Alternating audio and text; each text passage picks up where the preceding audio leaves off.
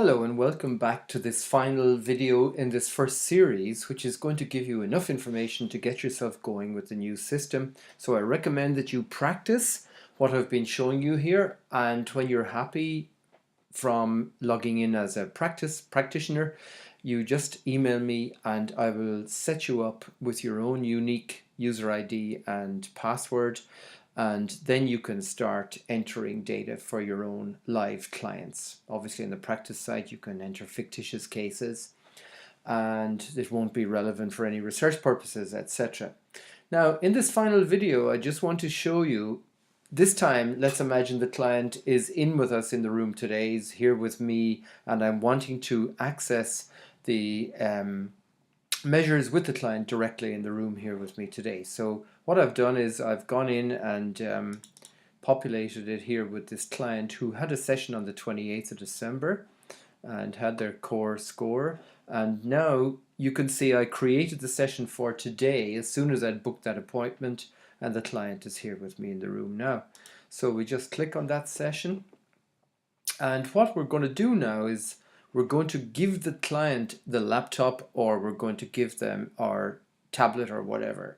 So here, this time, you can see over here it explains about this. The buttons below open a new page or email a link for the client to answer measure questions before the session, or obviously at the beginning of the session. So we open this and we hand it to our client, and it explains the therapist would like you to answer these questions. And the format, so this is going to be the core 10. And so the client gets the questions presented one question at a time and clicks their way through the answers. And so now, whether it's presenting in the room with them or whether you've sent them an email link, it comes up in exactly the same way. So we're just going through the 10 questions of the core 10 here. By the way, if the client tries to skip a question, you can see a request comes up to answer that question in red. You must answer the question before moving on. Now, obviously, when the measures are being filled in electronically, this is a great prevention from missing out on questions, which when you're entering the data from paper, it's easier to do so, of course. So let's just carry on here.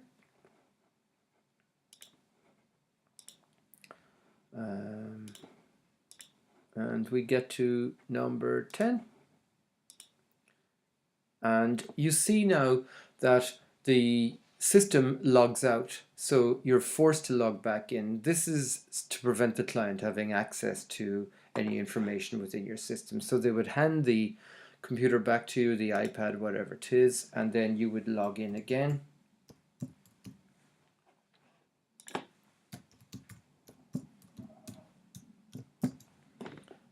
Log back in again. Now, as soon as you log back in, you'll be brought straight away to the chart for that particular client. So here you have the chart, and then of course if you want to go to that list for today and to see what's in there, this is how you get at it. You can see the score in there. Now, the mechanism is exactly the same if you set up an appointment in advance and you want to send an email invitation to the client questionnaire. You do so here. Now, obviously, that depends on whether you had populated the client's email address in here or not. And once you have done that in profile, you're able to then go ahead and send an email invitation out to the client. There is a caveat here though.